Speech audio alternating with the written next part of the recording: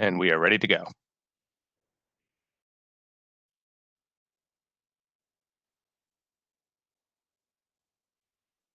Brian, and I'm going to open your mic. Go ahead. Good afternoon and welcome to the third of our 4 programs in the Chamber RVA Shared Value Summit. We are past the halfway point in this innovative series of conversations, and I remain impressed by the quality and talent of the local and national presenters we've been able to bring together for these conversations. Most importantly, I've been overwhelmed by the power of the conversations that have occurred, and continue to occur. As the last 2 sessions emphasized, how we think about and talk about our city and our community matters deeply, but our actions, consistent actions rooted in shared values and a belief about our shared future, are what ultimately help us grow and thrive. And that's the goal of the series, to not just deepen our shared understanding, but to create alignment and action, and to ensure that the actions we create don't just serve us, but are rooted in the needs, the aspirations, and the hopes of others in our community. At the end of today, we have an opportunity as we move into 2021 to have different conversations about and do more important work in service to our community. And every person who calls this region home will be a part of that conversation. So let's get started. Today, we're talking about a subject very important to me and close to my heart, business. But not business as usual, not business to go back to just pre-COVID. Now, today, we're talking about very specific things we are doing and can do more of to help Black and other minority businesses in our community expand and thrive.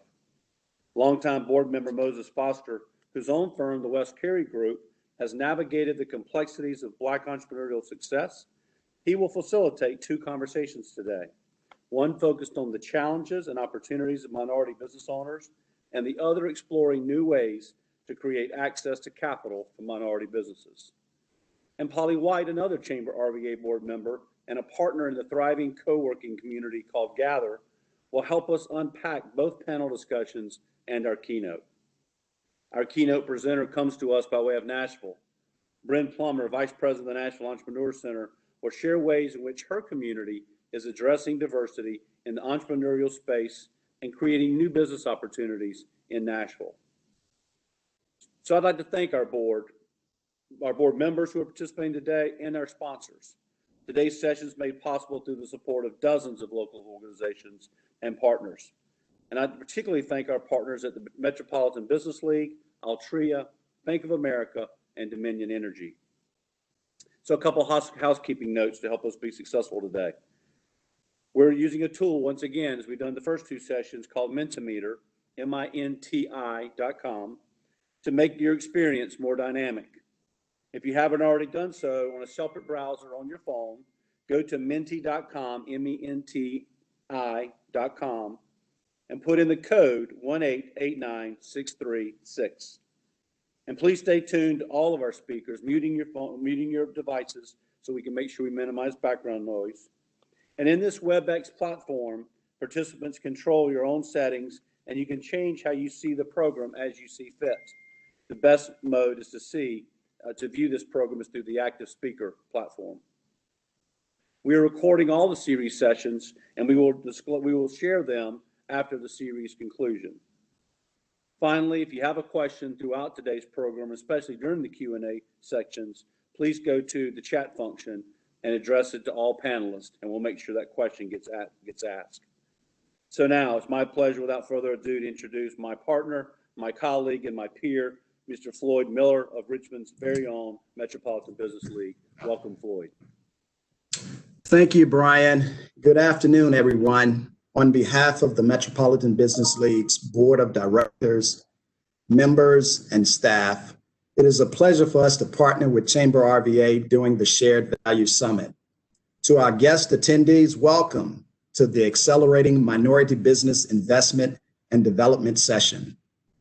You know, throughout history, there has been a strong entrepreneurial spirit among Black Americans, which has encouraged the creation of numerous successful Black-owned businesses dating back centuries. Their passion and commitment have resulted in thriving communities of enterprise, such as Black Wall Street of Tulsa, Oklahoma, and even locally in the Jackson Ward neighborhood of Richmond, Virginia. But today, unfortunately, minority-owned businesses face so many barriers and experience higher failure rates than their white counterparts.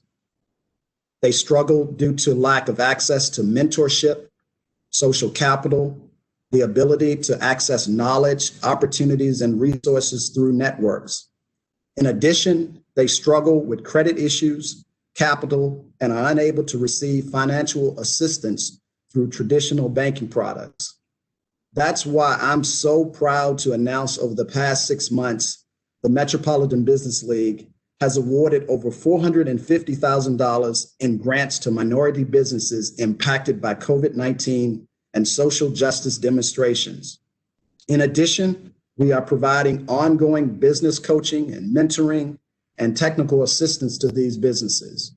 And we continue to focus on increasing procurement opportunities for Black businesses. I believe these offerings are crucial to the sustainability and growth for all businesses. Minority businesses, especially Black-owned businesses, have been disproportionately affected by this pandemic. Over 60% of Black-owned businesses were at risk of financial distress even before the pandemic, compared to 27% of white-owned businesses. And statistics show over 40% of Black-owned businesses in the Richmond region will be forced to close by the end of this year. Creating scalable, financially healthy Black-owned businesses are critical components for equity, closing the wealth gap, and future success. Today, you will hear from successful business owners who will share valuable resources, examples, and best practices regarding pivoting, being innovative, and demonstrating resilience. But before we meet our panelists, I would like to take this time to personally thank Altria for your continued support of the Metropolitan Business League and the Richmond business community. Please join me in welcoming Katie Fessler, Senior Director with Altria. Thank you. Floyd, thank you so much. It's such a pleasure to be with you all today. And I'd like to start by commending Brian Anderson and Kelly McCall and the whole Chamber RVA team for your amazing agility in convening this series of summit conversations on critical topics at exactly the right time. I also want to thank Floyd Miller, my friend and colleague, for your thought leadership, Floyd, at the Metropolitan Business League, and for partnering with so many of the other great organizations on the call today to help respond to the needs of small businesses, Black and brown-owned businesses at this time. You know, the realities for Altria and all businesses have changed so quickly in this environment of pandemic, of recession, of mass societal movement against racial injustice. As it's been said, the pandemic within the pandemic for communities of color is real. And I think it's brought a new consciousness for so many people about the deadly outcomes of systemic racism and inequity. Like many others in the corporate sector, there's a lot we're doing that's more and different at Altria too, both inside our organization and our businesses and externally. I've been gratified to help lead a new race and equity initiative that began this year with our initial commitment of an incremental $5 million to help address systemic racism faced by Black Americans and advance social and economic equity. I'm especially glad that the topic of today's summit, building wealth through Black and brown business development, is one of the areas of focus for this initiative at Altria. Our choice of this area acknowledges the persistent racial wealth gap for Black Americans in the United States, which, as Floyd said, existed long before the pandemic. And we know that COVID-19 has taken its very hardest financial toll on Black businesses, with total average revenue declines across the country of 41% against last year by late summer, as compared to 17% for white-owned businesses. As we build our work on this, we're engaging with our Black colleagues and community partners, and we're trying to show up with humility and careful listening with collaboration and curiosity. For us so far, what it looks like on the ground is investing in nonprofit partners that provide certification and technical assistance for diverse business suppliers, for example, many of them in Central Virginia. It looks like investing in capital sources for entrepreneurs through our local CDFIs and the MBL, because we know access to capital is the single biggest challenge for Black and Brown business owners. And it looks like new ways to support our local innovation ecosystem that focus on wealth creation for Black entrepreneurs in our region. We're still getting going, and as we continue on this learning path, including with the session we're all about to experience today, I'd like to turn to the true experts on the topic. Here to moderate our panels and introduce the first group of speakers is a business leader who is also a tremendous advocate tremendous advocate for collaborative solutions in our communities, and whom I'm glad to think of as a colleague and a friend. I give you Mr. Moses Foster. Thank you very much, Katie, and thank you, everybody. I am excited to be here today to talk about the topic that is probably the most fun topic for me to talk about. If I could talk about it all day, Black entrepreneurship. I'm passionate about entrepreneurship. I wish everyone had a chance to be an entrepreneur for just once in your life. I imagine it's a lot like skydiving, although I've never skydived, right? So once you decide to jump in, it's difficult to get back in the plane. Once you decide to be an entrepreneur, it's hard to jump back out. You move really fast. It's exhilarating. If something goes wrong, you have to perform under pressure. The only difference with skydiving is you've got a parachute with skydiving. You don't have that parachute with entrepreneurship. So think of that as context as we talk to our guests today. There's no parachute. They leap in and they are surviving on their own wits, their own wisdom, and their own talents. So we're going to get a little bit of perspective from some very bright and resourceful entrepreneurs today. These are all people I admire. I've known Jonathan Mayo for a long time. I've admired Melody Short and seen the many things that she's done over the years. And I'm excited to meet Sharice Jones today because I've only read about her, but I know she's ranked number 75 with a bullet on the Inc. 5000. So excited to talk to her as well.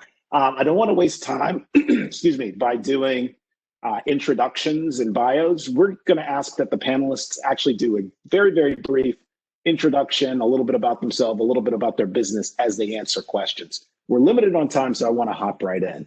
So I'm going to turn to the panelists immediately and start the conversation.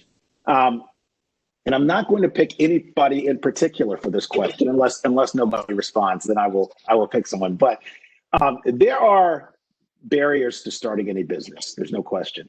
But sometimes the barriers for Black entrepreneurs seem particularly acute. My first question for the panel is, talk to me about the barriers that you've experienced and how, in your opinion, they're unique to Black and Brown founders. I can start. Hi there. Hi, Moses. I am Sharice Jones. I'm the owner of Sassy Jones. So barriers outside of the external barriers and cost barriers and financial and things like that, to even become an entrepreneur, it takes some level of gut. And for me, one of the biggest barriers was doubt.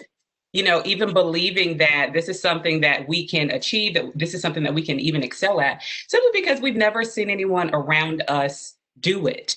There weren't any examples, surely, of the way that I've been able to scale Sassy Jones around me. So it was also like fear, like, who am I to step out in this way? So for me, I would say my biggest barrier was doubt. Excellent. Other thoughts from the panel? Yeah, I'll jump in. I would say, I guess I've always been that fearless person to just jump in. But to Sharice's point, not having that, coming from a family of entrepreneurs, it was something that I had to sort of do on my own. But I would say the biggest barrier has been the lack of access to capital. And I've been part of several different businesses. My current business, Team Excel, we're in the technology space. So, I'll speak from that perspective. And when you look at the inequity of access to capital for Black startup founders, there's less than 1% that goes to Black founders. And even with some of the efforts to help minority founders, a lot of times you find that Black founders still fall to the bottom. And without going into great detail, there was a fund that was meant to help minority founders. Out of 23 investments, only 2 went to Black founders. And so I think those are the types of struggles that we have when we see our, particularly in the tech world, white male counterparts being able to access capital based on a good idea. And a lot of times we have to have traction and different measurements and, kind of milestones to get that same access to capital. And so I would say that that lack of access to capital has been the biggest barrier that I've experienced. And I'll echo the sentiments of both of the panelists. Capital seems to be one of the largest barriers, and I will say for myself, but I'm also going to speak on behalf of some of the business owners that I have the privilege of working with. So today I'm representing the Jackson Ward Collective as co-founder and the Richmond Night Market as co-founder, and the MBL as part of their team as well. And so, just traditionally speaking, most Black-owned businesses are not starting with seed money from a trust fund or any financial assistance for that matter. We are literally bootstrapping.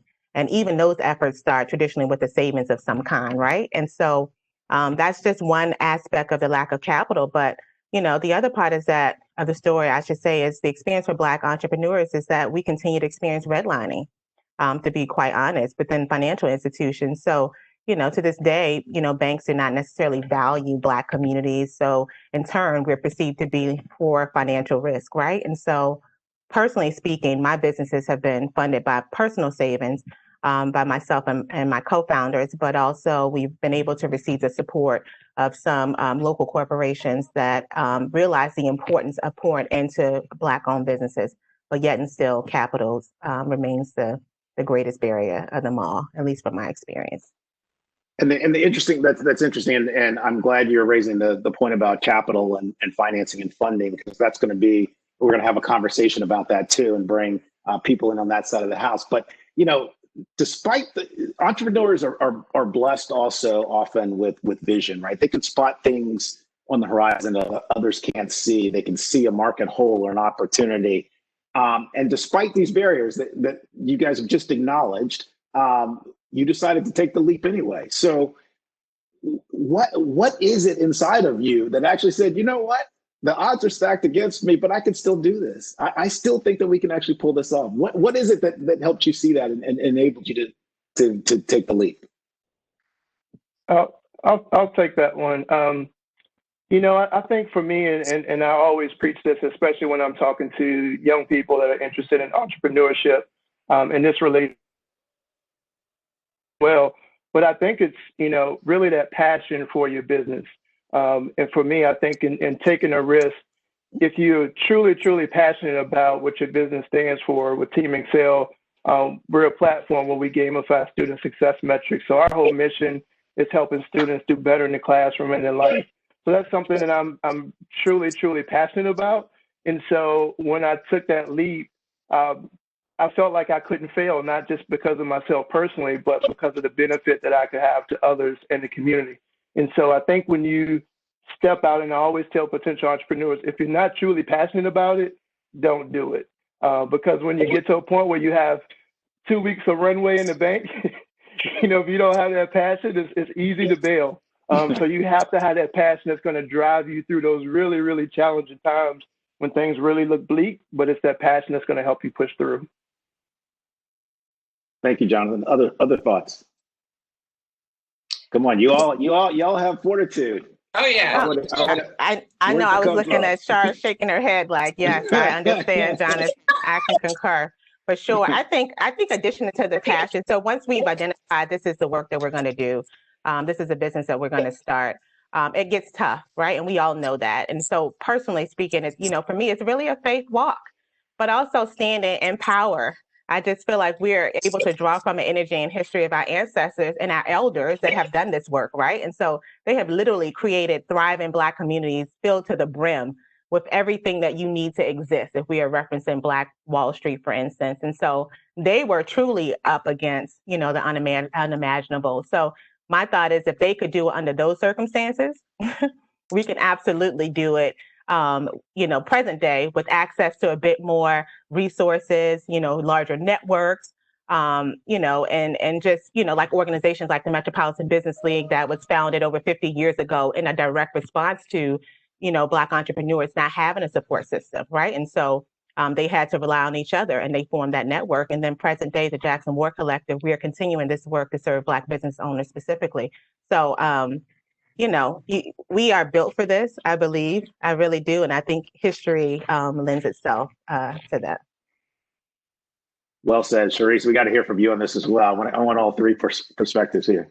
Yeah, totally. My fire came from being like angered. My fire simply came from the requirement to pivot. I was fired from Verizon working here in Richmond, and that was like sort of the start, and that kept happening.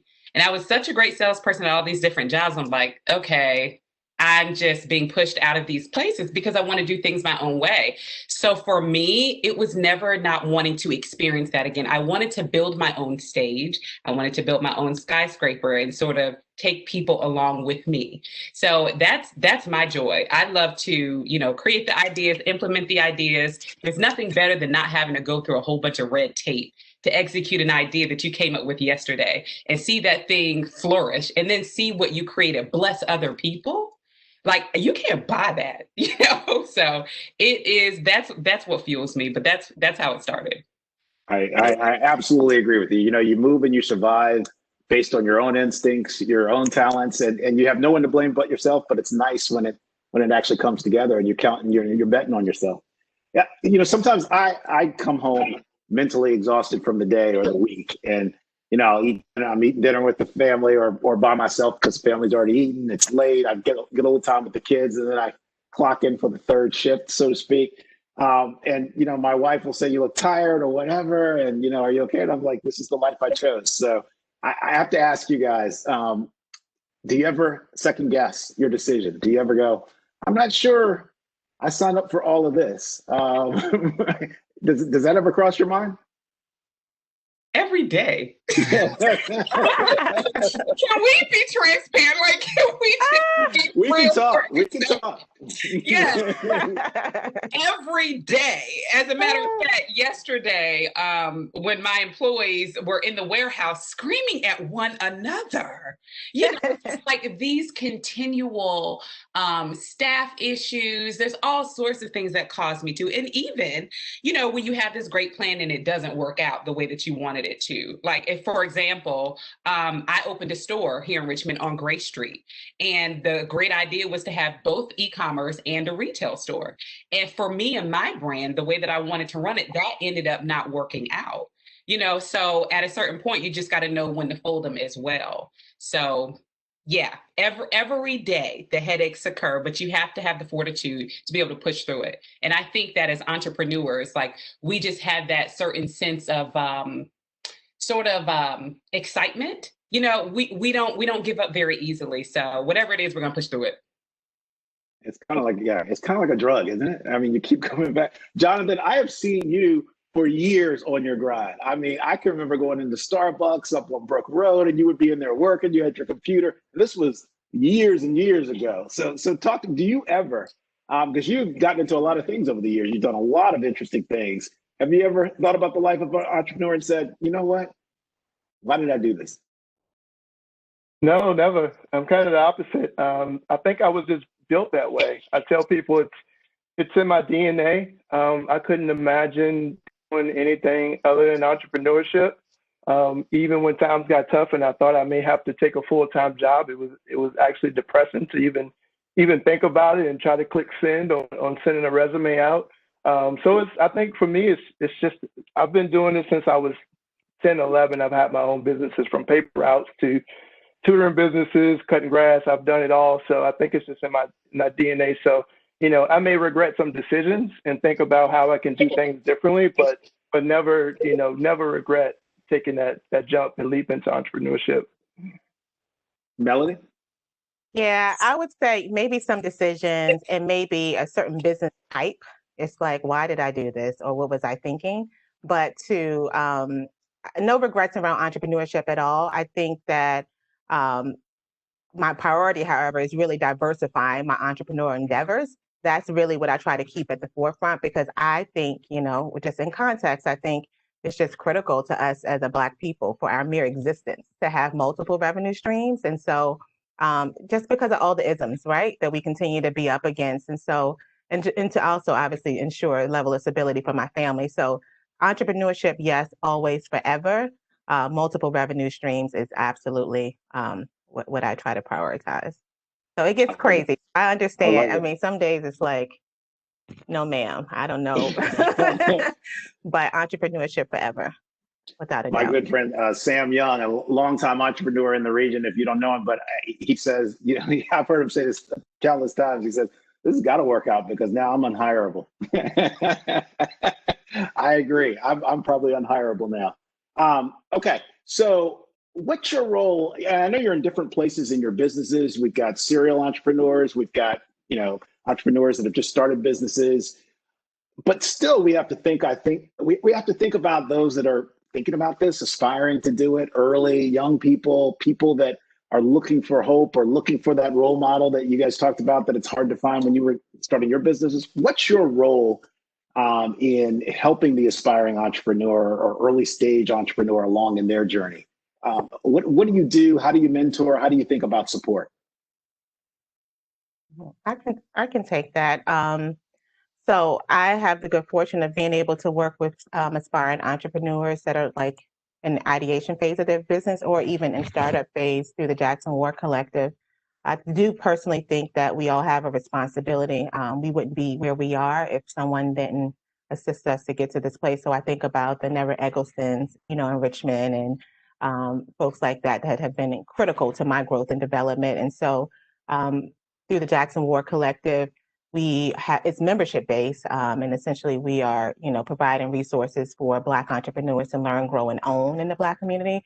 But we offer scholarships too, because even though there's a cost associated with membership, we realize that, you know, everyone may not have it at the time, but we don't want that to be a hindrance to their ability to get started.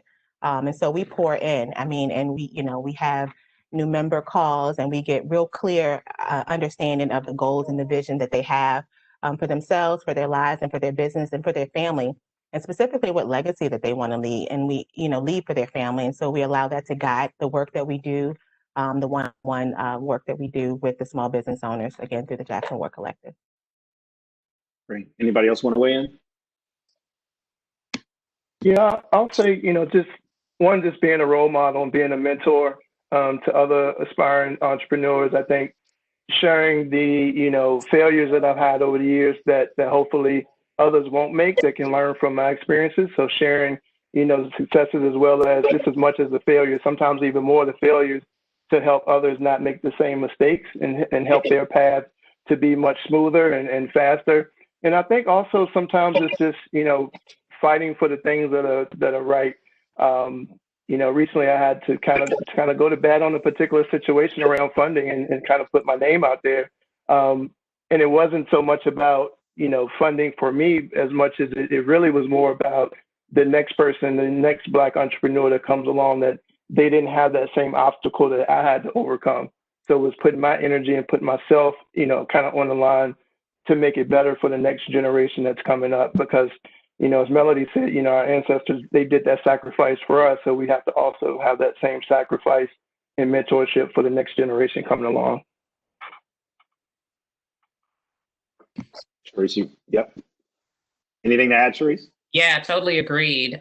Some things that I've done in the past, actually two really creative things. So I tried to, before COVID, we taught a class called Grace Over Grind. And that's pretty much where they would fly in all over the world to sort of see us behind the scenes, how we run our brand. So it's like a firsthand account, sort of like a boot camp for a weekend. But one of my most favorite things to do by way of mentorship is actually hire them. We've hired 2 or 3 former entrepreneurs that were just sort of lost their footing, but needed to sort of gain where they were going in the future, and sort of allowing them again behind the scenes to see what we're doing and still run their business on the side.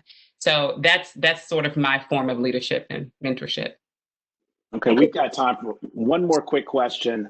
We got about 3 or 4 minutes. I'm just interested. I've always been fascinated by serial entrepreneurs, people who start a business, have another idea, start another business. I consider West Cary Group the company I run. It's kind of my life's work. But I'm interested in if any of you can see yourself starting another company at some point, moving on to a different idea. Totally. Yeah. I know Jonathan can. Go ahead, Sharice. Yeah, so many people asked me if I would ever sell Sassy Jones, and once upon a time the answer was no, but today it is yes. My next company, I actually want to be a trucking company simply because of the logistical challenges that I faced with importing overseas. So it's a total yes for me. Melody? Oh, it's an absolute yes. I'm actually working on, I know it's like, we're clearly entrepreneurs are also, I don't want to say crazy if that's the right word, but in many ways we are, right? And so, yes, I am working on the next thing now. Actually, it's actually my the big goal. But it's interesting because just this week, this was in conversation talking about succession plans, and I'd never even considered that. But I always felt like I never wanted to work a thing forever, right? You want to be able to pass the baton, get it up and running efficiently, and pass the baton to your team or whomever will be interested in taking over. And so that really was just a shift in my thinking just this week. So it's interesting that you asked the question. But I am, yeah, my background is in hospitality. I previously worked for the largest chain of Black-owned inns in the country, Aquaba Bed and Breakfast Inns, which does not have a location here in Richmond, Virginia. And I can't believe I'm sharing this publicly, but that's the next business. Okay. Okay. Heard it here first. I broke the story, right? All right, Jonathan. I know what your answer is because you've been doing it since the '90s. But what do you think about that? Yeah, that's a great question, and it's really been my internal struggle because I like to do a lot of different things. I have a lot of different interests, but one thing that one of my mentors has preached this to me for years is really being focused to really take your business to a really, really high level. The ability to focus. So for right now, I'm focused totally on Team Excel. And at some point in life down the road, I would like to help other entrepreneurs. But right now, I'm not thinking about starting another business, Moses. So that's my DNA, but I'm being focused. Okay, I appreciate it. Great to talk to you all today. After talking to you, I think we can safely say you have no options other than success. So you might as well start preparing for it. Thank you. Thank you for your time. We are going to switch now. Thank you. So we're going to switch now to one of those barriers that we actually talked about, and that is the funding for businesses, the capital. You've heard that it's hard to find. You've heard from entrepreneurs that are doing it today that it's hard to find. We're going to hear from people that are actually on the funding side and talk to them about what we can do to change the frequency, the volume of funds that are distributed to Black-owned businesses. So we have Leah Freeman, we have Sandra Wells, and we have Liz Dorr for this conversation. And I think we're going to do the same drill. Rather than go through a long bio, we're going to reserve that time for a conversation. And we're going to ask that as you answer questions, you give a brief, update on who you are, what you do, and what your company does. So I'm going to start right in on the questions on the capital side. And this time I'm actually going to pick someone. Sandra, you are Chief Lending Officer for City First. And my question for you is this: there are over 5,000 banks and saving institutions in America. What's the role of a Black-owned, Black-led bank in 2020? And you may be on mute.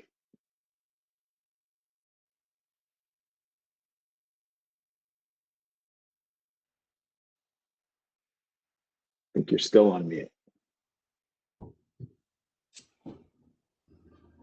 Hey, Sandra, I'm showing you unmuted, but if you want, click that arrow next to your mute button and make sure you have your right microphone selected. Just one moment, and if while she's working on that, I will come back to that question. And let me go to Liz. This question actually came about as we were doing kind of a pre-conversation, and I was fascinated by a stat that you quoted, which was, I believe, that white entrepreneurs are 7 times more likely to get funded than Black entrepreneurs. Can you help me unpack that? What's going on there? It's actually white male entrepreneurs are 7 times more likely to get funded than female entrepreneurs, white or Black. I'm not aware of a study that has looked at specifically Black entrepreneurs and white entrepreneurs, but if we look at the funding trends across the country, we know that less than 5%, by some measures, only 1 or 2% of venture capital backed companies have a Black founder. And so the racial disparities and gender inequities, specifically in private equity, are pretty stark, as they are everywhere, but especially in this industry. And that is important for a couple of reasons. One, if you and then on top of that, that investors and general limited partners in venture capital funds are predominantly white men, over 90% of them.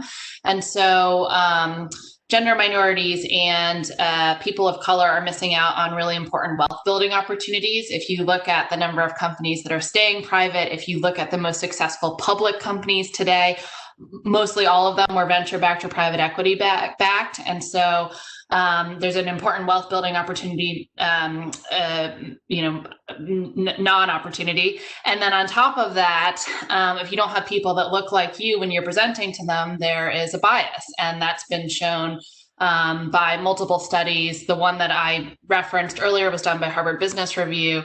And so we have a lot of work to do to make sure that we fix some of these racial disparities and gender inequities, specifically in private equity and venture capital, which is the world that I live in.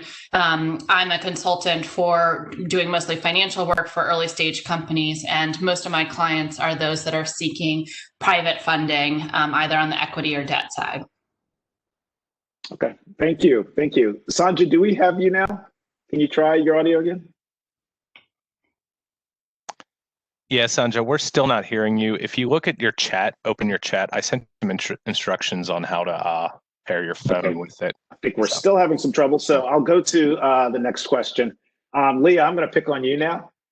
So I think it's part of your charter, your organization, to actually get money to business superstars of tomorrow, minority businesses included. I think we can all agree we still need more. What's blocking you or people and companies in your cohort from doing more here? And you may also be on mute. That phrase of the center of the decade, right? Or the year at least. Yeah, thank you for the question, Moses. I have the privilege to work with community development financial institution, along with City First and other entities like that. We were built specifically in the 90s to be a solution, a reaction to the historic redlining practices where Black communities, minority communities, women were left out of traditional financing opportunities, therefore leading to a lack of wealth building, home ownership, those things. So even though, technically as a CDFI, we're built for this type of work. We are there to get money into communities and business to have been historically and very intentionally left out. We still have issues getting some of these credits through our process. And that comes down to things like the capacity of the business owner to be ready for the lending. Do they understand, how to pull an application together to make the case for the loan on the other side? Do they have back to the lack of wealth building that Black and minority-owned communities have had historically? So they're already coming from a place of deficit, if you will. And, a lot of times it's maybe not even understanding the market or the community. We as lenders, and the lender is kind of the partner with the business owner trying to get these deals through risk. And if there's not familiarity with it or the offering of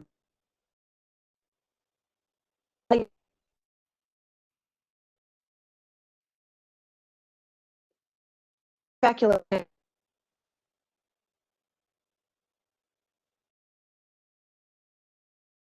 maybe go a little harder on things that they don't understand as kind of a market value or product offering. It's, there's just a learning curve in our industry. We've been able to, creating, I don't want to say special asset classes, but kind of areas are important and create special for dollars. But I mean, it's still just not enough. We're trying, but we could definitely do more. Yeah. I was going to ask Sandra this question, but while she's getting her audio fixed, the question is, and I'd just like to get your perspective on this. Banks think about risk, right? That's probably one of the most important things that they consider when deciding to fund something or not. The profiles of Black and brown entrepreneurs are just going to look different. We've talked about the reasons why. We don't have generational wealth in a lot of cases. There isn't a rich angels that can drop money in, that type of thing. So how do you get past that, right? If the profile is just inherently riskier, right? You're going to have to make decisions, I would suppose, on other criteria. So, how do you think about that? What are those other criteria that you can look to actually make positive decisions there? And you're right, Moses, we want to keep the lights on, right, as an entity. So we have to make, and so a lot of that will be with the risk department and kind of some of the mitigants I already talked about, loan loss or additional guarantors, things like that. I think sometimes it comes to the fact that we as a CDFI and as VCC, we say, you know what, there are some things that we need to watch. And, but we're going to approve this anyway, knowing that the lender is going to stay very closely involved. And in our world, our lenders they have a really long tail as far as like goals and stuff. The churn on our loans are not, 30 days. We're 90-day, sometimes 3-year relationship before we get to a loan. But that's needed because we provide that support and technical assistance. Additionally, we have a lot of partnerships as an industry with small business development centers. Some of us CDFI consultants and team members, like my team specifically, it's a communications team. We're there to support these borrowers and meet with them. We meet with them monthly. Hey, you know what? You bought your first building. You know what? You had a lease before. Now you own it. How you feeling? How's the restaurant doing?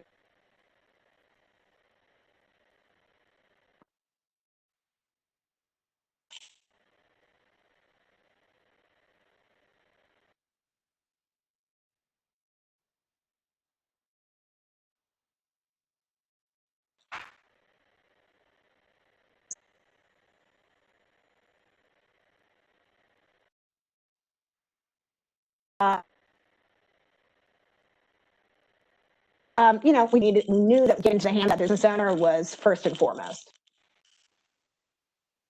Okay. Leah, I think I am hearing at least a little bit of a problem with your audio as well. I don't know if others are. Liz, are you hearing that? Okay. And Sandra, I saw the thumbs up from you. Is that you have audio now, or you're hearing the audio problem? Still doesn't have audio. Okay. Okay. Well, Liz, it might be you and me for a little bit. Can you hear me now? Sandra, go ahead. I can hear everyone, but Yes. no one can hear me. So I can hear. We can hear you now. We can hear you now. Yeah. Outstanding. Outstanding. Can I go back to my? Can I go back to my original question, Sandra, with you on the role of Black-owned and Black-led banks in today's world? Absolutely, Moses. I would say that Black-owned banks and Black-led banks are critical at this point in time, particularly for minority borrowers. We take the time and that we go that extra mile and that extra step to work with minority borrowers to understand. We understand their plight, but not only that, we understand the lack of opportunities or lack of knowledge that they may be coming from, the place that they may be coming from in terms of borrowing. We make the assumption, a lot of bankers make the assumption is that they've had the same level of resources and the same level of mentorship and the same level of knowledge about finances. Well, we can't make that assumption. And so knowing that, you need to step into the relationship with that particular borrower to make sure that wherever they are, meet them there and help them get there. And if you don't take that time and energy, that's where it goes awry. It's like when you get that package, before you send it to underwriting, going through it, asking all the questions, making sure that the information that you're going to present to the underwriting team is one where you present the business in its best light. And that doesn't always happen when you're working with, your larger banks. Number one, they don't have the time nor the resources to really, it's all about how many loans did I get done today? What's my goal? And that's the focus. Whereas with a community development financial institution like ourselves, with a huge focus on small businesses and minority businesses in particular, and providing access to capital for those businesses that typically have been disenfranchised, we will take that extra step and take the extra time that's needed and required whenever possible. And can we talk a little bit about collateral? Because collateral is obviously something that comes up a lot when you're making lending decisions. There has to, in a lot of cases, banks want to see an asset of some type that they can actually, that the individual can borrow against. Because of all the reasons we've talked about since the beginning of this conversation, that collateral may not be as easily accessed as with a prospective customer in a different segment.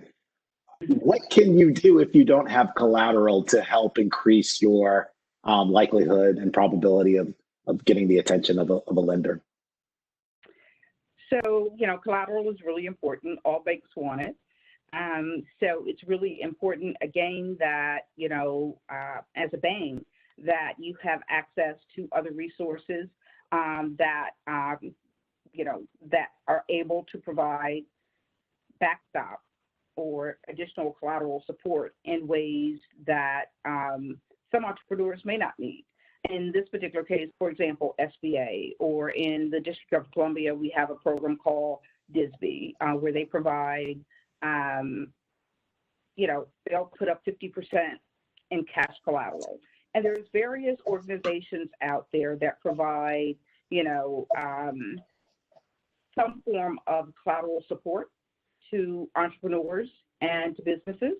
So making sure that that the bank that you're working with has access to those resources, utilizes those resources, and can tell you about them even if you don't know about them. Great. Excellent. Thank you. I want to direct this question to you. Again, this was something that piqued my interest when we're having a pre-conversation. In terms of the venture capital arena, there are restrictions sometimes that venture capitalists place on entrepreneurs and the founders and that type of thing in terms of compensation, in terms of salary.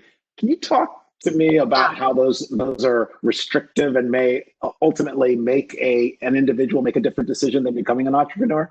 Yeah, it's kind of on the same vein of, so we have on one side, we have the traditional lenders, banking institutions that require some amount of collateral, personal guarantee, et cetera.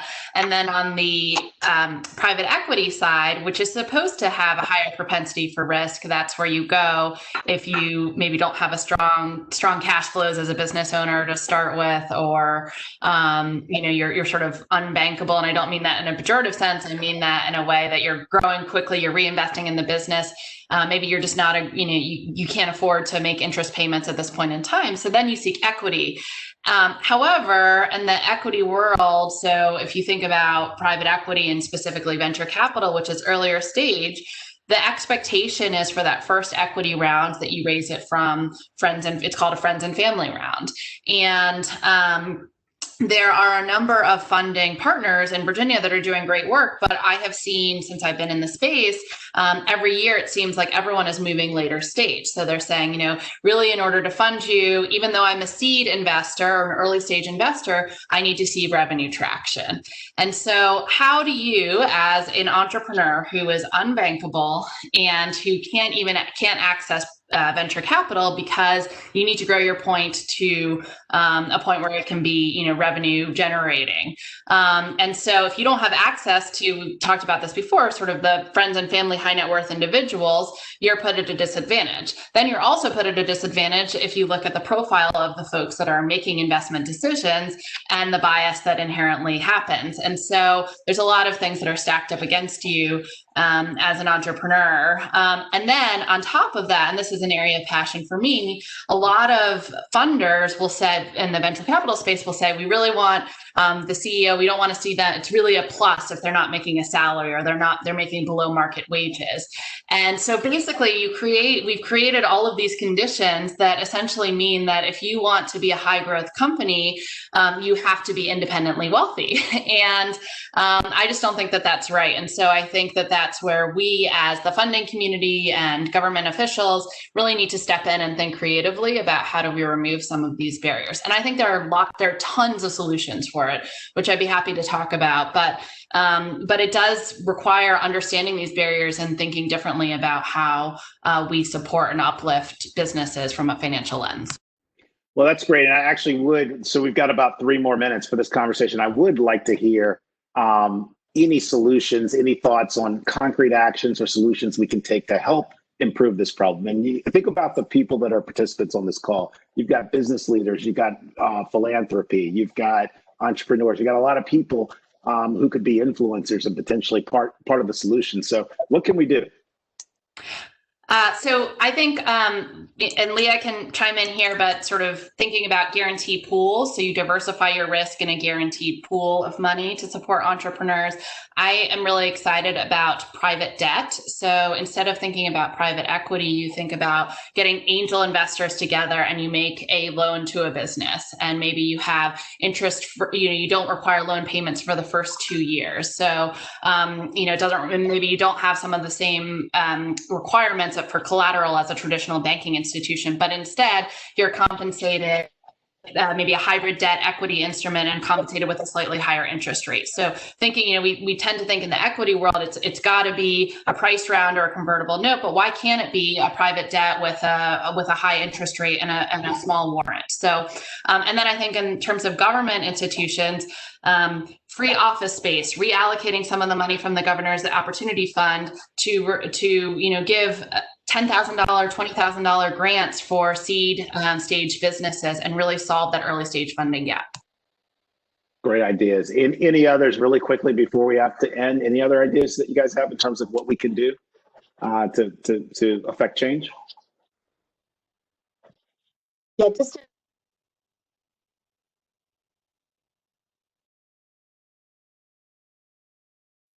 I'm sorry, your audio is. Philanthropy and corporate funders understand that collateral enhancement and the guarantor. Okay. Yeah, sorry. your audio is not coming through. You can stop your video and see if that conserves your bandwidth. Sandra, do you have any final thoughts on steps we can take? Yeah, I think the most important, steps. I mean, it's hard to. At my financial institution, we are a bank, so we are regulated, but we also have a loan fund. So it is really just making sure that the entrepreneur that comes to you, if they're not ready, if they're not bank ready, to make sure that you can really provide them with a list and options outside of the traditional banking arena, and having access to those. I think as bankers, we're out there networking on a regular basis. So, when an entrepreneur comes to us and you see that, oh, this is a great opportunity, this is someone that, could really use some assistance, but, they're not ready for us yet. But, to provide them with some other options outside of your traditional banking arena, similar to what Liz was mentioning, but also making sure that you provide, that you make yourself available as a resource to them. Even if you can't do the loan, is taking the time to provide that extra level of guidance and support so that they can move forward. Thank you so much. I want to thank all of our panelists today from both panels. Excellent guests, very knowledgeable. I learned a lot, which is always good. We had a little bit of audio trouble, and we all, that's just par for the course in this era that we're in right now. But thank you so much, everyone. Thank you for forging on, even despite the technical difficulties, and really appreciate your time. Thank you. I think we're going to move now to the Mentimeter question. And it should be up. Yes, I see it up now on the screen. So the Mentimeter question is, what is one meaningful step that can be taken in 2021 to remove a significant barrier or obstacle for Black business owners in our community? So if you could provide your responses, we'll wait for a couple of minutes. Go ahead and provide your responses. And while we're waiting, I'm just going to kind of highlight some of the things that I thought were interesting, some key takeaways from both panels. The notion in the entrepreneurial panel of multiple revenue streams, really powerful. Going to find multiple ways to actually make money. The comment that Melody made, I thought was particularly compelling about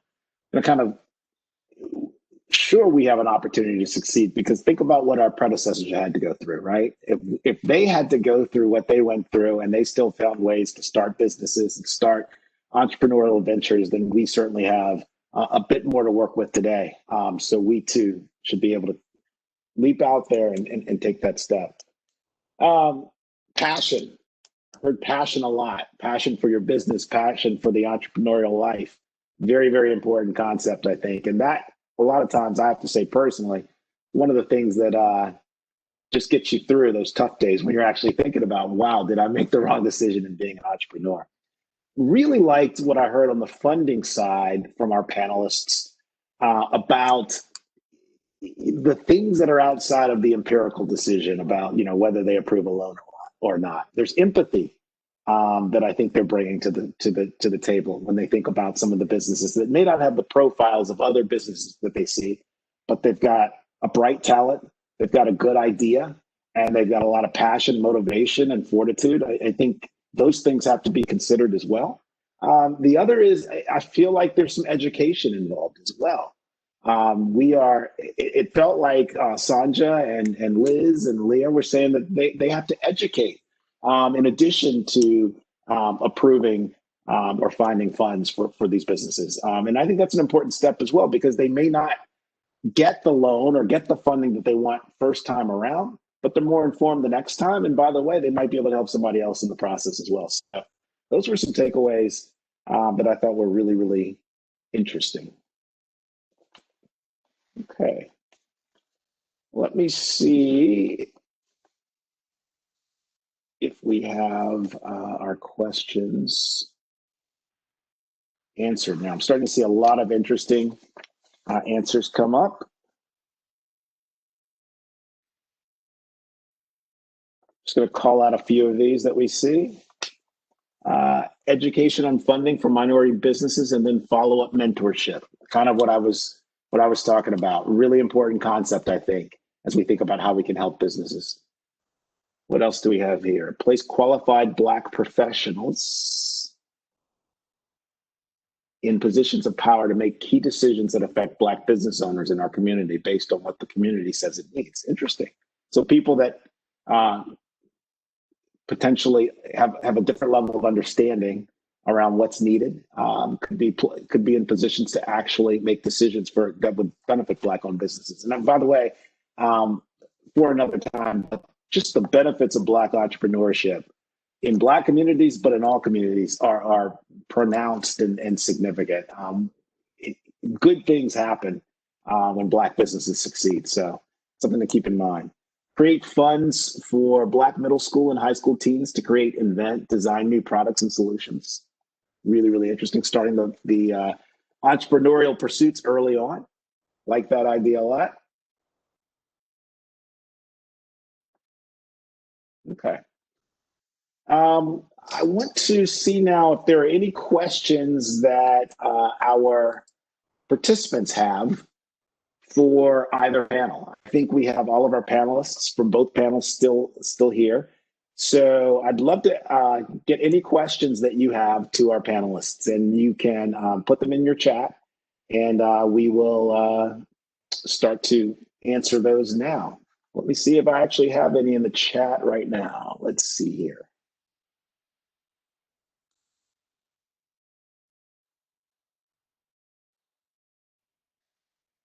I am not seeing any yet. So if you have, otherwise I will just start asking more questions. So if anybody has questions for our panel, please submit them in your chat. Would love to see them.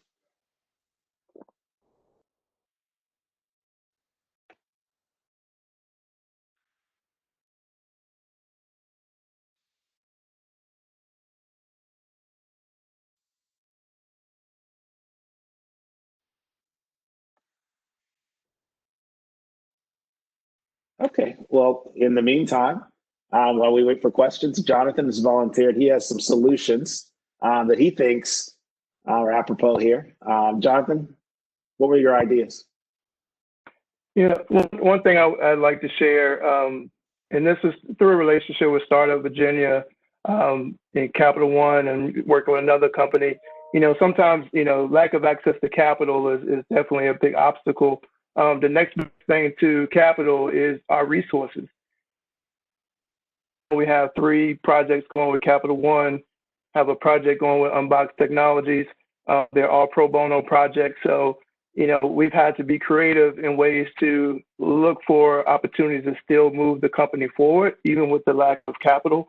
And as you mentioned, you know, what can people on the call do to kind of step forward? And I think that's a great model for, you know, how others can get involved to help Black businesses where it may not be money, but it could be resources to help those businesses grow. Thank you, Jonathan. And so I'm starting to see some questions come in now. Let's see. There have been several grant programs. However, there's still a gap for those businesses that meet the requirements. Any suggestion of future grant or grant opportunities for those businesses? Anybody on our funding panel or our entrepreneurial panel? Can tackle it. Metropolitan Business League has a. Can you hear? Can you hear me, Moses? Yes, I can hear you. Okay, it's Melody. So I do want to mention that the Metropolitan Business League, we have a grant, the We Care RVA Rebuild Grant. And so we recently awarded 55 local small business owners grants valued at $2,500 to $10,000. And the way that this was a bit different from some of the other grants that have been made available is that the process to access the funding was not so exhausting. Right. And so we also have to be mindful not only about, you know, the amount of money that we're providing for the entrepreneurs, but just the process and how to access the funding. We're all fatigued to a certain degree as a result of COVID, generally speaking. Right. And so the business owners, you know, they need to keep their doors open. So they've been applying for everything locally and nationally. And so I'm proud of that opportunity, you know, through the MBL. And then there will be a second phase. So I mention it because if you weren't able to receive funding for the first round, we will roll out a second round for funding. And so we just ask that everybody stay tuned and follow us on all the social media platforms and just follow, you know, check in with the Metropolitan Business League's website, the mbl.org, so that you can stay abreast and not miss the opportunity, because we also push the money out very quickly. Yeah. Yeah, Moses, can I add to that? Can you hear me? This is Leanne. Is it working? Welcome back. So thanks, Melody. Yeah, the grant program that Metropolitan Business League is running is a critical resource. I would say that, you know, the local governments, the economic development authorities specifically in our region and across the state, you know, they've been shoveling out grant dollars to small businesses as well through these CARES Act dollars that we're seeing. I think I hope, knock on wood, there will be more of that happening next year, especially if some federal dollars continue to come down to the states. I would say, you know, talk to your local government leaders. They don't understand. I mean, they're in the market, but they're not in the markets the way we are, and they don't understand the needs the way that you do because you're living it every day. Don't be shy to reach out to the EDA leadership or, you know, the city council people and let them know how these grant programs need to evolve and change from emergency relief money, recovery money. And I think that is the type of feedback that we need to hear as we're continuing to get grant dollars to these communities. And the corporate partners and the philanthropic partners are hearing the same things. And it's been exciting to see how they've shifted their money to supporting small businesses in different ways. And even foundations are figuring out ways to get involved outside of the nonprofit sector in this space. I did want to add to the question about the collateral piece that Sandhya mentioned earlier. We are seeing corporate and philanthropic funders provide not grants, but guarantors and collateral enhancements as a way to get loans done. So I think there's some creativity there as far as leveraging different types of capital in order to kind of enhance these things and move them across the finish line. And then another solution that I think our market here in this region and across the state is micro. And LISC is playing a very strong role in that. And they are using, and in Henrico specifically, CDBG money to do smaller loans with different types of interest rates and technical assistance. And so programs like that are critical to keep healthy and keep flowing. So those are some of the pieces that we need to, as a community, support, get resources to. Excellent. And I think we have time for one more question. And this is actually a good one because I think entrepreneurs are often seen as superheroes with amazing levels of confidence and nothing can actually penetrate their armor and that type of thing. But someone asks this question: when things are going bad, we often allow pride to get in the way. So how would you recommend folks seek help if things aren't going the way they want them to? Any thoughts from entrepreneurs or on the banking side, if you've seen that in some of your clients? I think that's why it's really important to make sure you connect yourself to a network. Because if you're connecting yourself to a network, for instance, the Metropolitan Business League or the Jackson Ward Collective, essentially we are family. We are wrapping our arms around you and saying, listen, we're on this journey with you. And not that you still can't, have this pride and not want to speak up, but I think when it's constantly being reinforced that it is okay, and this comes with the territory of being an entrepreneur, and there is a true transparent relationship in place, I think it makes it easier for folks to be a little bit more transparent themselves about what they have going on and ask for the help.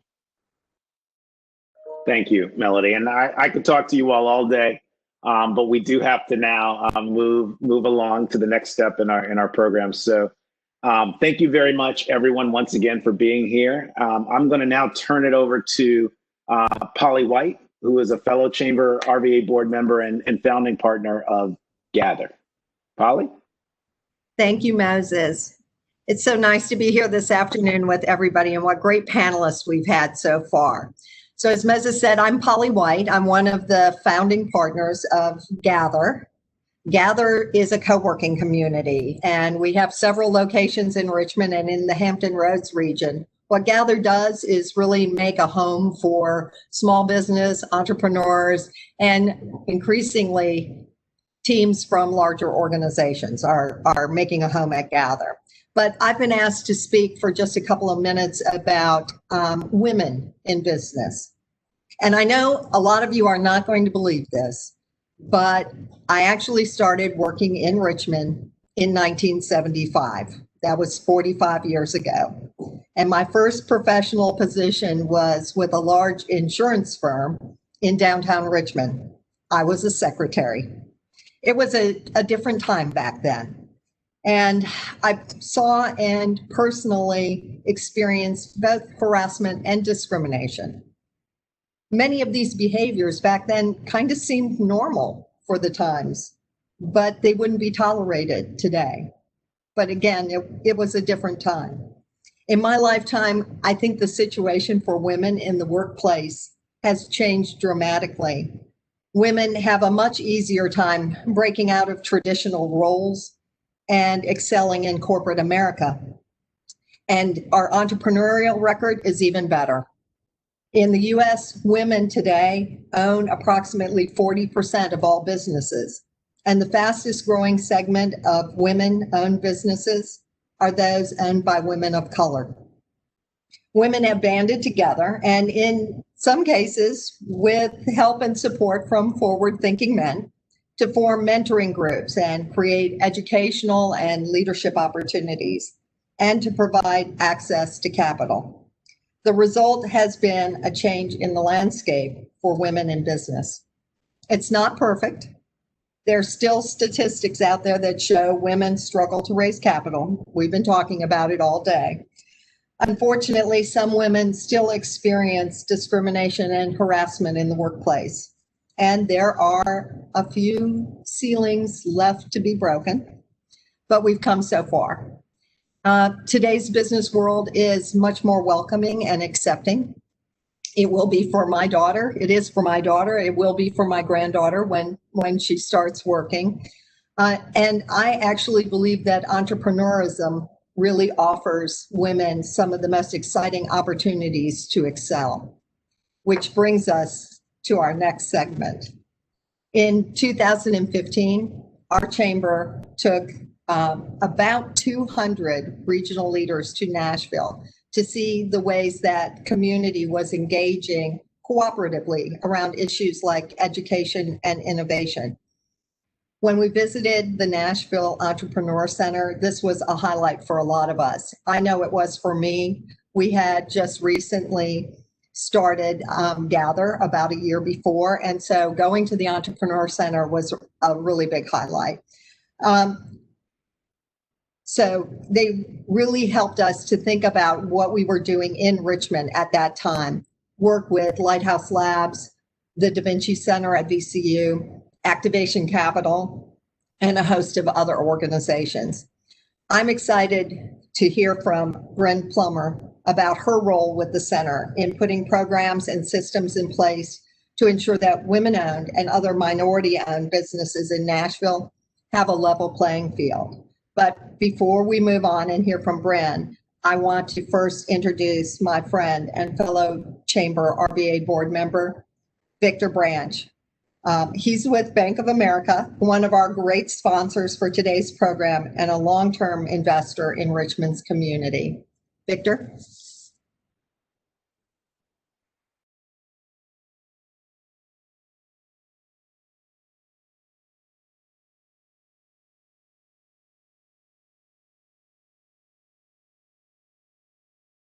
All righty.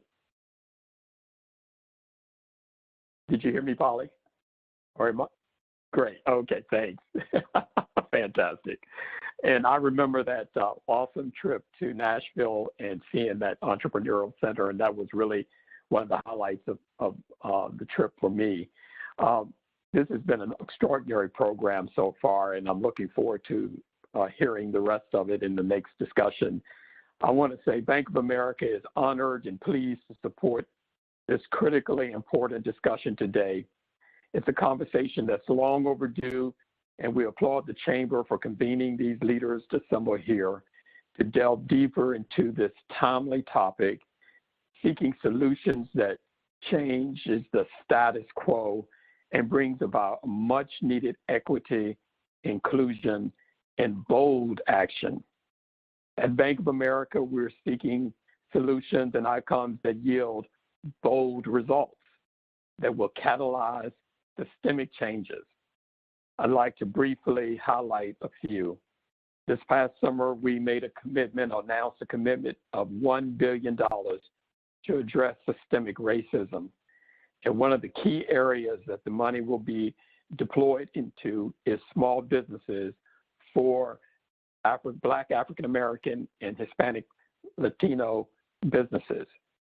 A part of that money, $200 million, in fact, has been carved out to go into minority equity investment funds.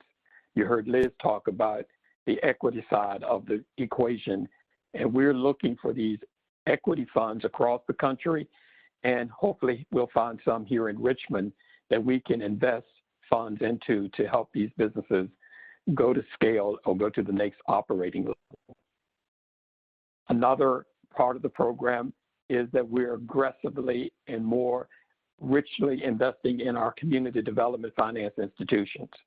And Virginia Community Capital is one of the recipients of those investments, which allows them to make more loans, which allows them to really help small businesses grow. And we're trying to play our part on top of what we do as a bank, as business as usual. And the one that I'm especially proud to share today, because one of our panelists is a recipient of this resource and this support, is one of our 2020 Neighborhood Builder winners. And this is a capacity building capital investment program that's very competitive, where nonprofits will apply for $200,000 in operating support and receive that funding, as well as $200,000 in operating support and leadership training for the executive director and their emerging leader. And one of this year's winners, we have two in Richmond Region, is Metropolitan Business League. And we're so excited for Floyd Miller and his team to receive this $200,000, but on top of it, get that strong leadership training that will take them to the next level of operating. These are just a few examples that I can share. Economic mobility is at the core of our ESG strategy. We value our partnerships with all of these nonprofits that are helping impact economic mobility, and particularly the Chamber and their leadership around these opportunities. It's what sets Richmond community apart from the pack and helps us lead the way boldly into a brighter, more inclusive future for everyone's benefit. So it is now my privilege to turn the program over to Bryn Plummer and the team for their discussion.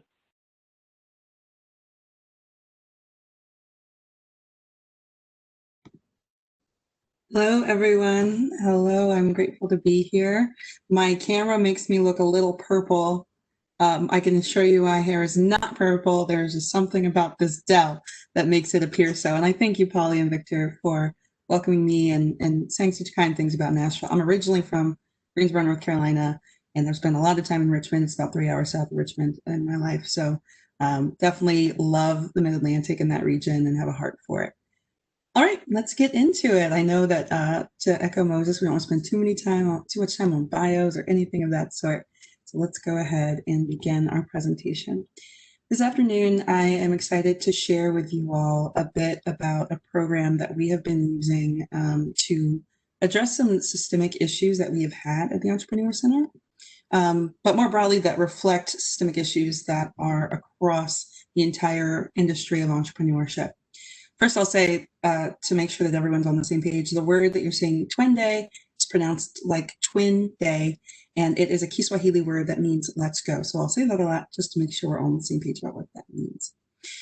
So to begin, I have to tell you a bit about the Nashville Entrepreneur Center itself. We're a 501c3 nonprofit. We were founded in 2010 as an entity from both our Chamber of Commerce and our Nashville Technology Council. There wasn't really a home for entrepreneurs who wanted to get something off the ground. There wasn't a place for them to go to get support, ask their questions, and to essentially grow their businesses in meaningful ways. So that's where the Entrepreneur Center came to be. And since we were created in 2010, we fielded about 10,000 entrepreneurial ideas, vetting ideas, supporting entrepreneurs, looking at their decks. Our alumni, we have about 700 alumni of our high growth programs, and then about another 200 to 400 of our more early stage programs. Our alumni have gone on to raise hundreds of millions of dollars in capital, created thousands of jobs, and have generated tons of revenue in the Nashville economy. Nashville's a hyper-local market. People love to buy locally from Nashville, and so it is a part of our not just our economy, but our identity. Something about 1/4 of our economy is driven by entrepreneurial ventures that have fewer than 100 employees or fewer than 200 employees at one tier. So that's a big part of who we are. We incubate ideas, we bring entrepreneurs and innovators together and make sure that they have the support of the community. And if they don't have that support, we go and find that resource that they might need. Now, that brings us to 2018. We launched a program called InFlight. And InFlight was a continuation of a program that has existed pretty much since we opened our doors. We had a 14-week boot camp program called Preflight. Probably many of you in your local context have a similar program. It's sort of a vet your idea, get your business plan together, decide if this idea is viable and how to take the next steps program. So we've been running Preflight since 2010. And what we'd heard from a lot of the graduates of Preflight was that When they got to a place where they needed to scale their business, there weren't a ton of resources in the community. There weren't resources to help them scale and get to a really high growth and high scale entity. So we started InFlight. And we were really excited to start InFlight. We knew it was going to fill a need in the community. Our target entrepreneur was someone who had a venture that was about 150K in annual revenue. It was agnostic to industry, and you had to be located or headquartered in Middle Tennessee. And so we were thrilled because we knew we were going to bring in a really robust, diverse slate. And what we found as we looked at all the people who graduated from pre-flight, and this is a body of people that is historically very diverse by race and gender, usually about 40% people of color and usually about 50% women. What we found was that we had fewer than about 6 firms that were person of color owned that cleared that threshold of 150K in revenue and 2 or more employees. Of the hundreds of entrepreneurs who'd gone through pre-flight, there were just 6 that met that threshold that were minority owned.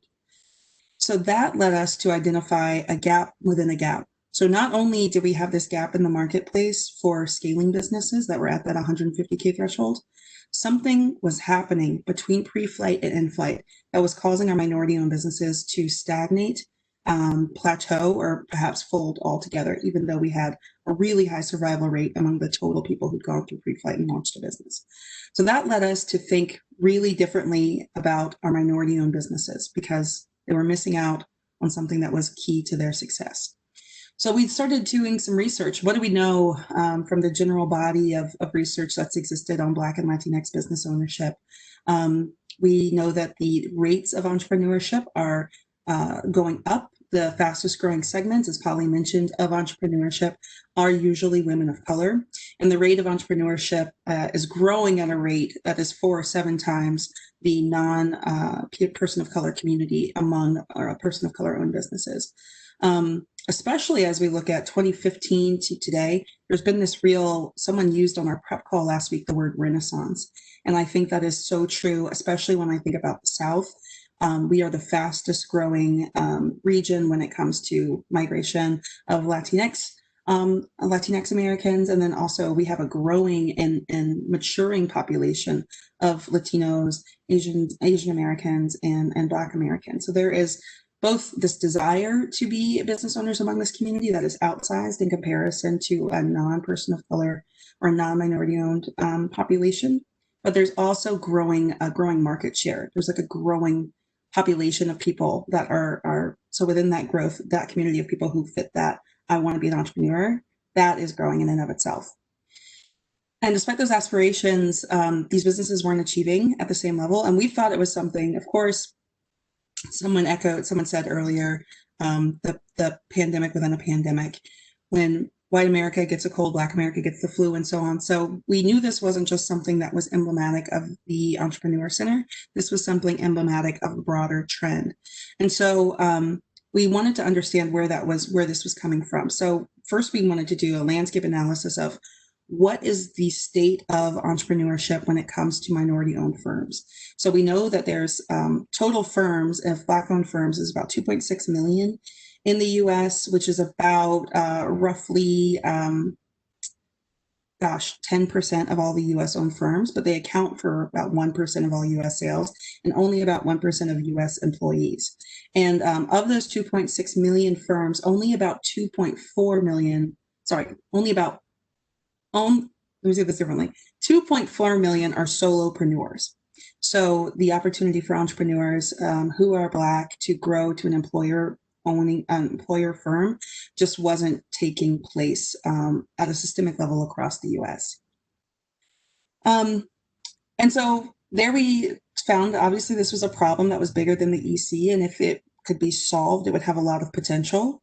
But we also needed to do quite a bit of convincing among our community that this was something worthy of being solved. One, I think, getting back to something that was addressed earlier, is people didn't understand that there was a real supply of Black and Latinx entrepreneurs who wanted to be successful.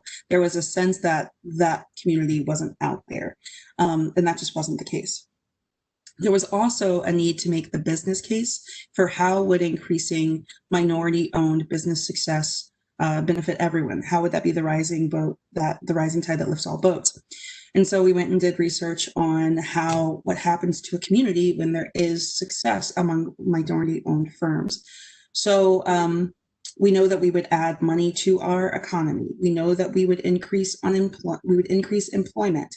We know that we would increase median net worth, community prosperity. And then we would also begin to shrink the black-white wealth gaps if we were to continue to grow minority-owned business. So the business case was there, but we needed to make it explicit in a way that resonated with our business community and our broader business community, our chambers of commerce, our regional partners, and so on and so forth. From there, we wanted to diagnose the why so that we could make a clear intervention in the why minority-owned businesses were struggling to reach that parity.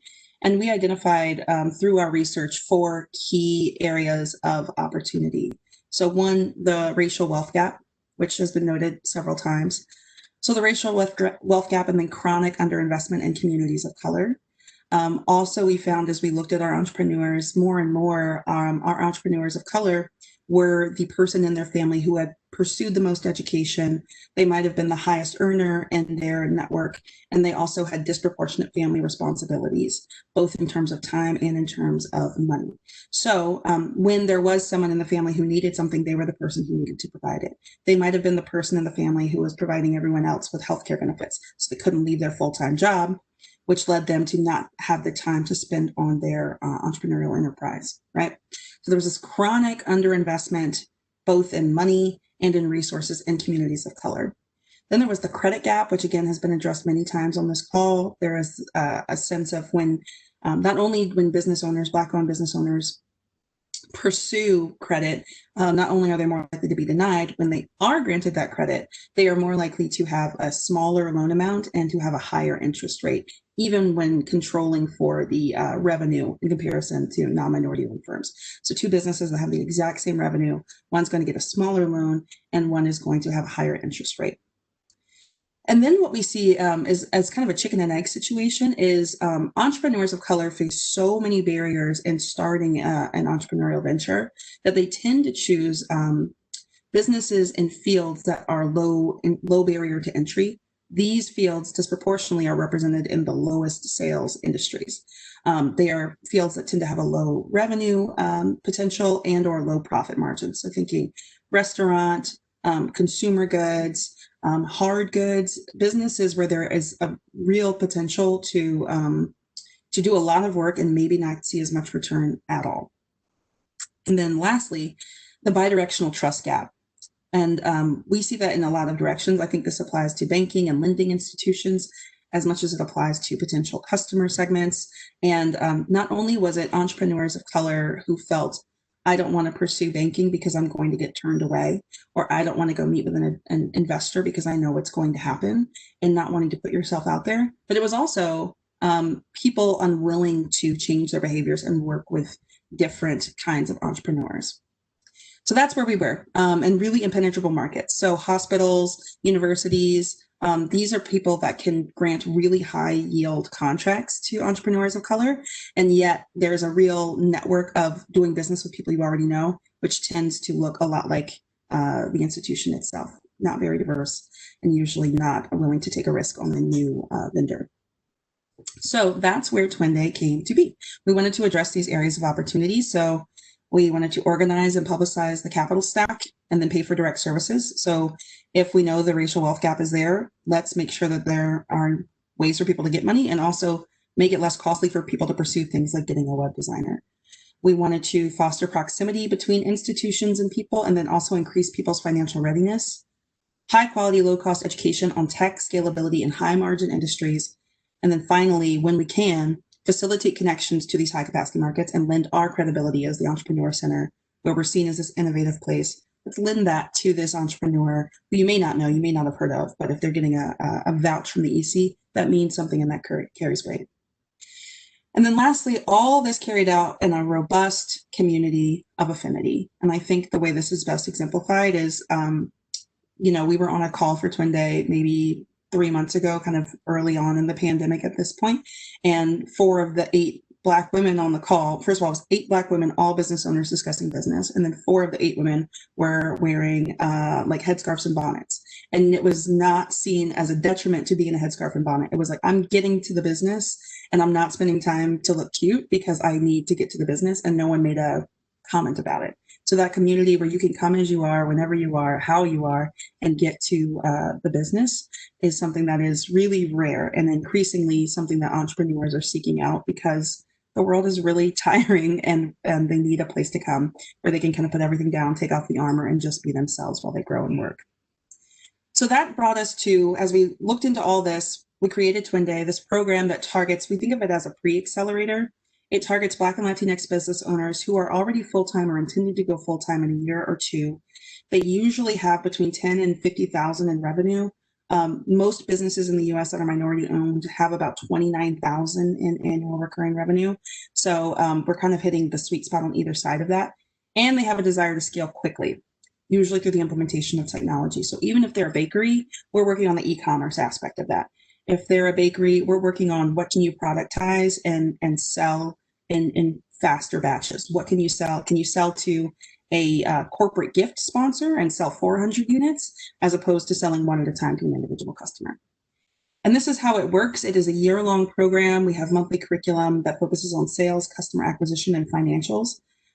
It's taught by key gatekeepers and leaders so that we're fostering that proximity. We encourage accountability, not just at the individual level. Collectivism is a big aspect of Black and Latinx cultures. So thinking about how are we collectively holding one another to account because your success is my success and our success. We have successful entrepreneurs and residents who are part of the program who themselves are founders of color, including the first Black woman in Tennessee to raise $1 million in venture capital. And then on-demand subject matter advising, which is key for a lot of our founders because they are juggling so many responsibilities. So they might have time to work on their business at like 2 o'clock in the morning.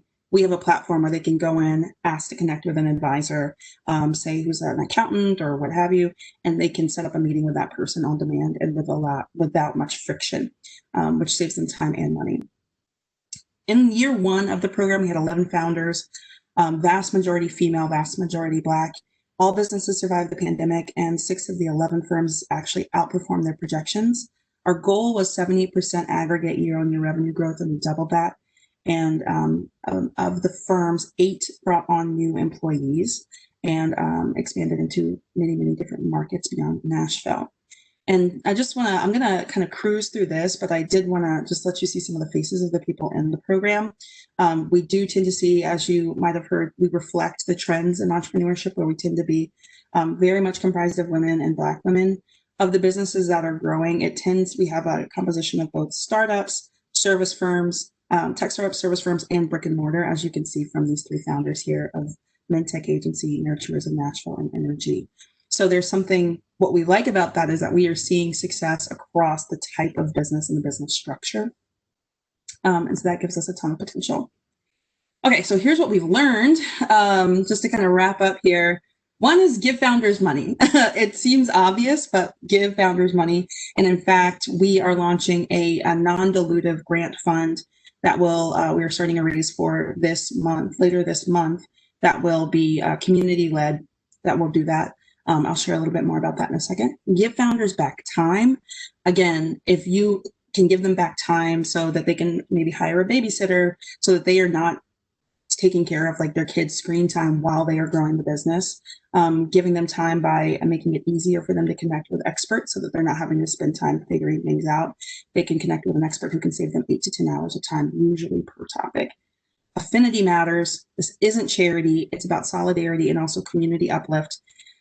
We also found that there were 2 key thresholds, and if an entrepreneur could get to this place, they tended to have compounding success. So one was 100K in revenue, and something like less than 2% of Black-owned firms reached that threshold, and going from solopreneur to being an employer firm. And the last thing that we're continuing to think about is, I think more broadly as people make programs, is we don't need to change necessarily the founders themselves. The founders themselves have the will.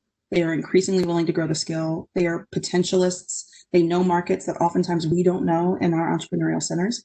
So don't worry about changing or giving them motivation or inspiration. Just provide the resources and they'll figure it out.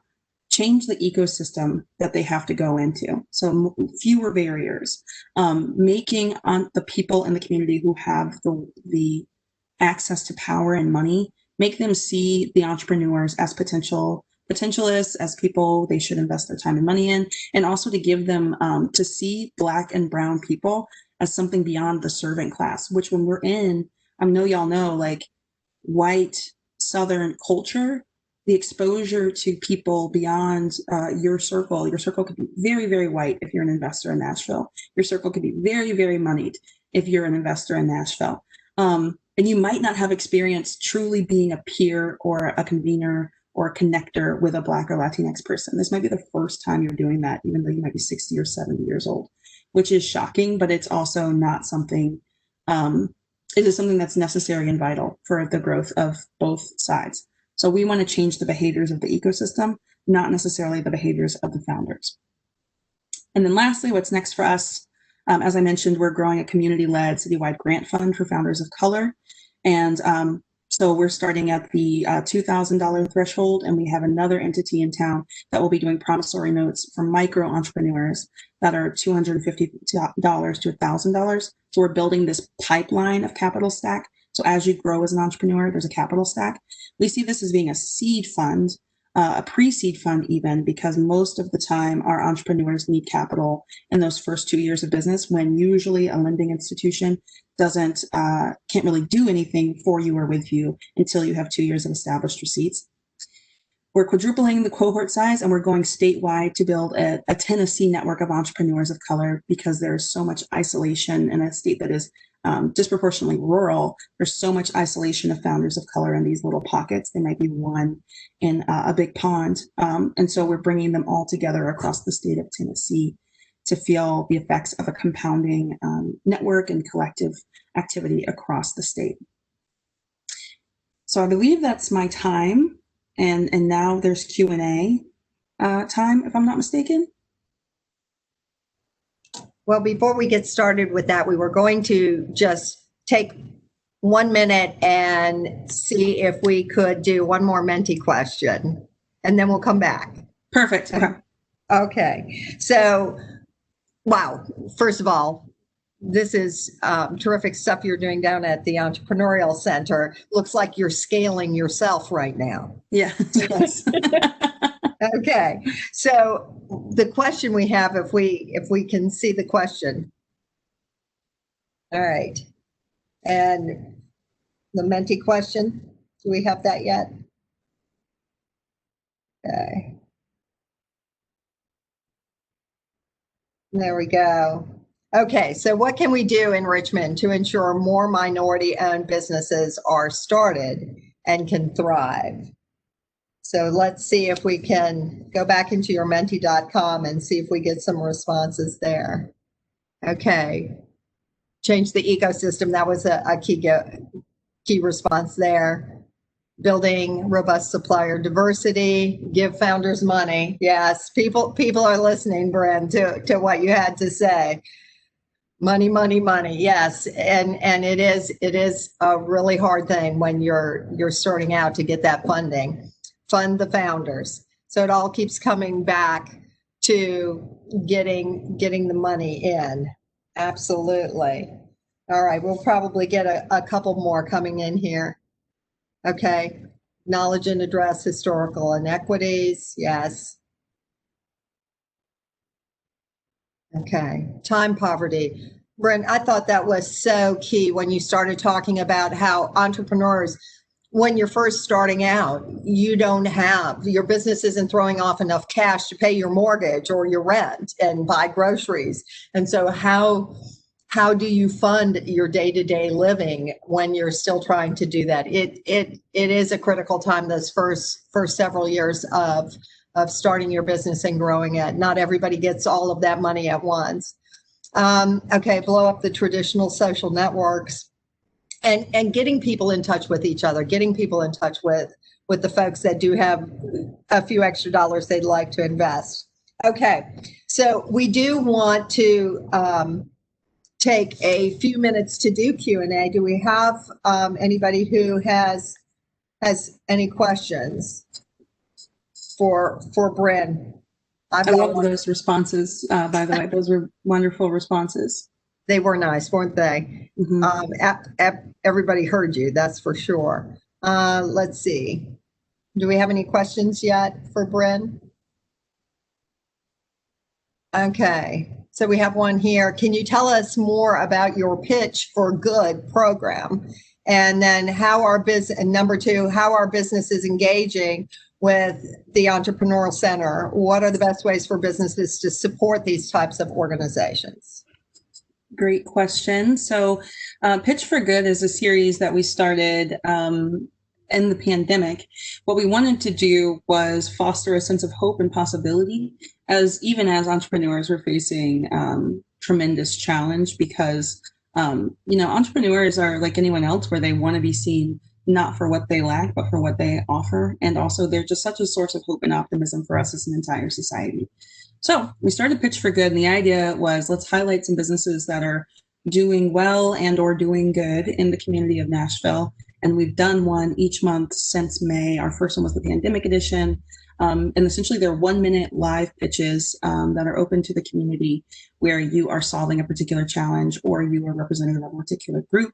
We've done pandemic edition, women founders, Black founders, music and entertainment solutions, healthcare solutions, data and analytics solutions. So they kind of run the gamut. And we also award 2 winners every time we do them with grant dollars. So each time we hold one, there are 6 pitchers, and then 2 entrepreneurs walk away with $2,000 in a grant.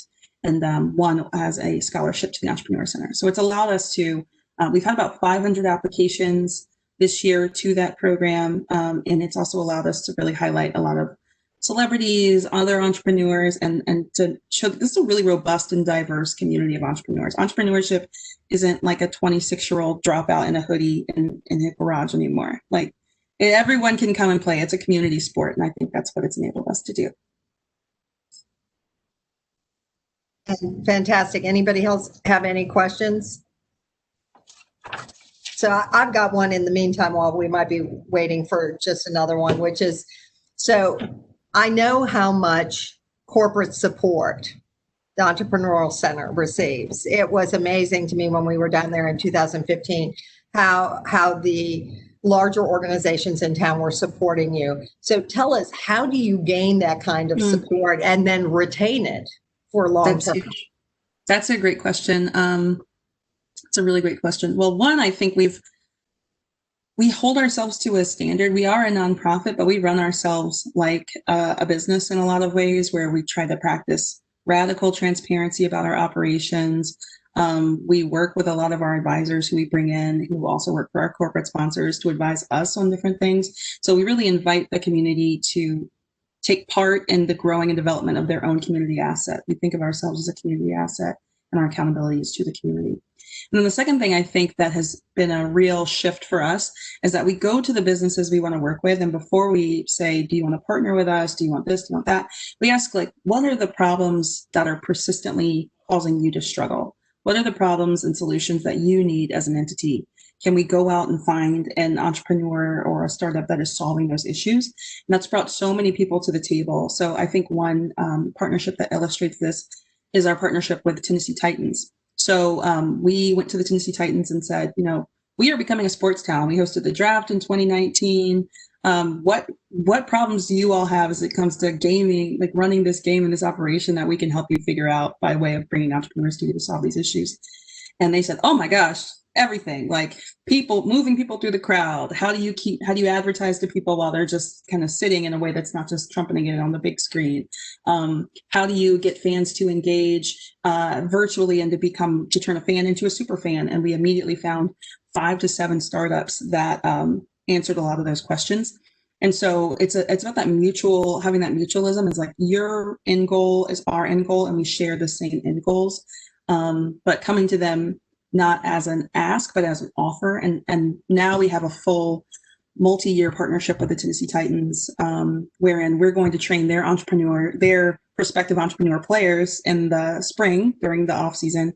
And then we also are going to have the opportunity to help select through Pitch for Good a Tennessee Titans Startup Business of the Year, where they're going to choose a startup or small business that's going to get the full love of the Tennessee Titans for a full year of sponsorship and partnership. Very cool. I'm We do excited. have another question for you. So can you suggest ways to get traditional funders out of their comfort zone so that they will see possibility beyond the familiar? Yes, I love that question. It's been for us a real sea change. So one, we think about how all of our marketing channels highlight all the different ways of an entrepreneur can come to be, and also all the different types of entrepreneurs that are here.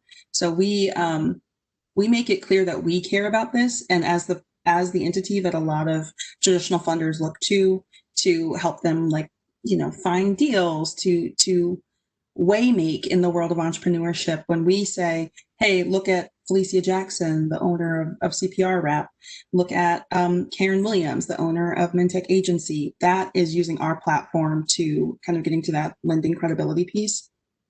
That's been huge.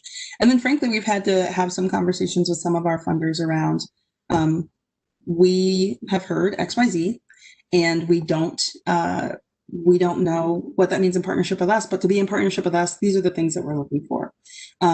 We have to be able to see the potential in everyone, and we are about leveling the playing field. So it's been one, leveling up our own marketing channels and making sure all of our collateral, pictures, everything looks like anyone can do this. And then also being really direct with our funders, not just our funders, but our traditional investors, and saying, like, there's a real issue here. We're not blaming anyone, but we are saying there's a tremendous opportunity if we can fix it. And idle money is worthless. Like our friends in Memphis say this all the time. Idle money is worthless. You might be willing to give $100,000 to the ballet. Love it. Can you put $5,000 on this startup? Can you do this? Can you do that? Can you do that? And giving them opportunities to be part of this change, as opposed to kind of being hit by this change. You can be part of it. Well, we have time for just one quick answer left. So I have a question. It says, as an entrepreneur who is an ally, are there any suggestions that you have for us as we work within the business community that helps elevate minority business or Black business owners, or creates a partnership in the community? Oh, I love that. Yeah, we've been working with a social enterprise here on the ground that is non-minority owned. That's an awesome, sustainable goods company. And they have been trying to think about, they're in the heart of North Nashville, which is the historic sector for Black-owned business development, the Black-owned community in Nashville. And they're like, we're here, but we're kind of plopped down in this community, and we don't have much interaction with the community. And so with them, we built a multi kind of tier strategy for, let's get you a vendor, let's get you connected with Urbanite. They're a vendor that specializes in multicultural marketing. So then they're using a vendor who is a person of color, who also specializes in that market. Then we also help them think about diversifying their models that they use to lend credibility. And then we also thought about who is a potential market segment, because they sell sustainably made leather, shoes, and bags.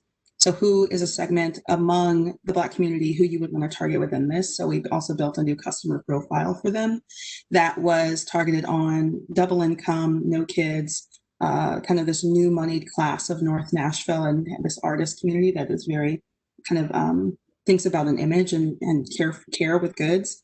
And that has it's kind of been multi-tier. And then I think something that anyone can do, that I think a lot of influencers actually on social media have been doing, is anytime they're presented with an opportunity, saying, I love this opportunity, and if it's not me, if I'm not what you're looking for, here's 3 other people who can. I think it's about like your media diet. What are you taking in on Instagram? What are you taking in on Facebook and LinkedIn? But it's also about even if you're not necessarily friends with the person who does that, who has that business or whatever, sending the LinkedIn profile or social media profile of someone else who could fulfill that as well. And it's not about taking money out of your pocket. Like, there's plenty of capacity for everyone. And it's more about, how am I using the credibility that I have and giving that away to someone else, because it always comes back, it always comes back to you. Well, Bryn, thank you so much for all your comments today. Your passion is just infectious. I'm sure a lot of people around here are going to just want to go out and invest in our Black-owned businesses in our community. Thank you so much. Thank you all so much. I'm so honored by being invited, and I'm humbled because Nashville needs the Shared Value Summit. What you all are doing is really inspirational. So thank you for letting me tag in. Thanks. Okay, so now we want to introduce one more person because our very wonderful events through the Chamber cannot happen without our sponsors. So let me take just a moment to invite Darius Johnson from Dominion Energy to say a few words. Darius? Thanks, Polly, and hello, everybody. I really appreciate the chance to join you today and talk a little bit about minority business development because Dominion Energy is definitely focused on that issue, and we've been so for a long time. As a company, one of the best tools that we have to foster minority business is our procurement system. And hopefully many of you are participating in that, but we devote a lot of our resources to procurement, and we want that money to do the maximum possible good for us, but also for our communities and for people who live in them. And so it's our belief, ultimately, that, and research backs this up, that companies with a strong commitment to supplier diversity earn higher returns on their procurement dollars. And that makes sense, right? Because a wider supplier pool makes the bidding process more competitive, which benefits us. But incumbent suppliers can find themselves challenged by new bidders who are hungrier, more innovative, and more agile. So we run a formal supplier diversity program, which has 9 classifications for businesses owned by women, minorities, veterans, service-disabled vets, people who are LGBTQ, or those who have a disability, as well as small businesses, small disadvantaged businesses, and businesses located in hub zones or historically underutilized business zones. So now anyone can have a program, but the real question is, are they putting it to work? And I'm proud to state and know that Dominion Energy is. For us, we have a tagline that actions speak louder. And last year, our spending with diverse suppliers hit a new record of $757 million, which in fact, we've been growing spending with diverse suppliers by more than 50% over the past 5 years. So if you're curious to learn more, I definitely recommend the supplier diversity section of our website, dominionenergy.com. We also just recently published a new sustainability and corporate responsibility report, which is online as well. That report also includes a section on ensuring the just transition from the energy system of the present to the energy system of the future. And as you know, our company is committed to net zero emissions by 2050, and we are rapidly developing solar, wind, storage, and renewable natural gas to help us get there. But as we look ahead, we are determined not to leave anyone behind. And for us, sustainability is not true sustainability if it doesn't work for everybody. So we want to make sure opportunities are spread as widely as possible.